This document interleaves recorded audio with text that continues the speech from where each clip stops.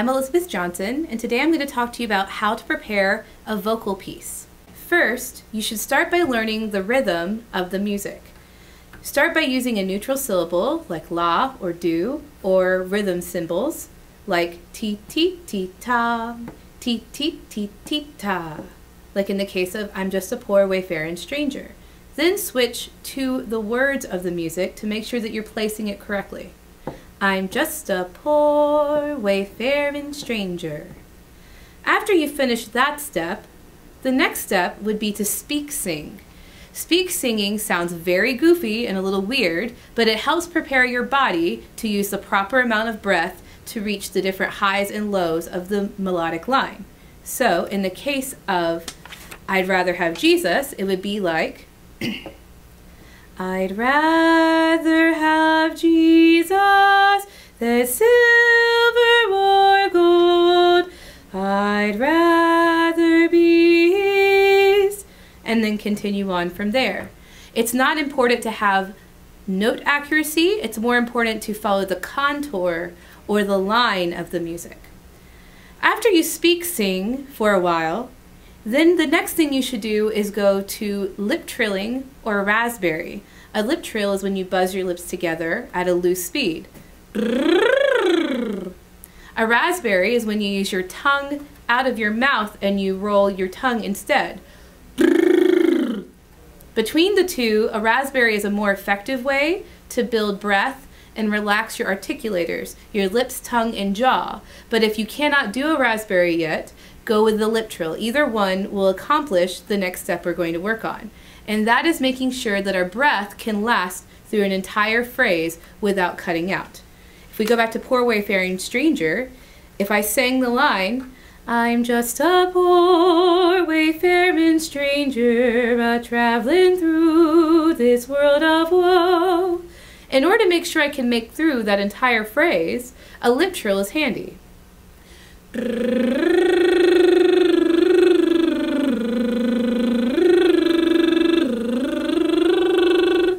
If you're not able to make it through the entire line on a lip trill or a raspberry, then you're not ready to move on to actual text yet, because your breath is not ample enough.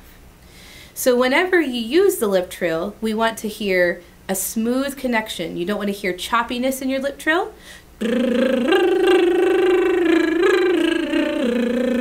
That means your legato or smooth line isn't present and your air isn't consistent. It needs to be smooth, almost like everything is one note or one rhythm.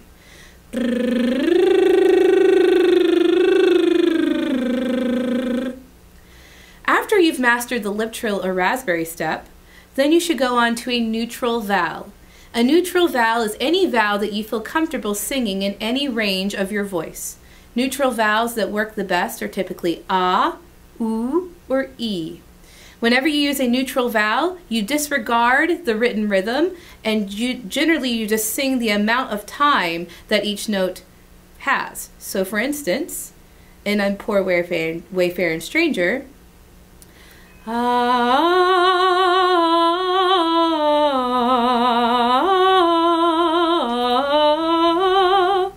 just like the lip trill in the raspberry, if you cannot make it through an entire phrase without taking a breath, you're not ready to move on to the next step.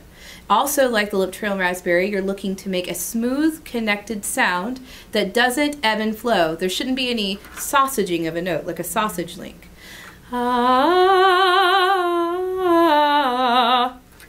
Did you hear how my sound got louder and slightly softer? You want to make sure that everything is a consistent amount of dynamic at first to make sure you have enough breath to make it through the line, especially when passages become high or change between high and low or dynamic. After the neutral vowel step, then this is the trickiest step of all, vowels of words.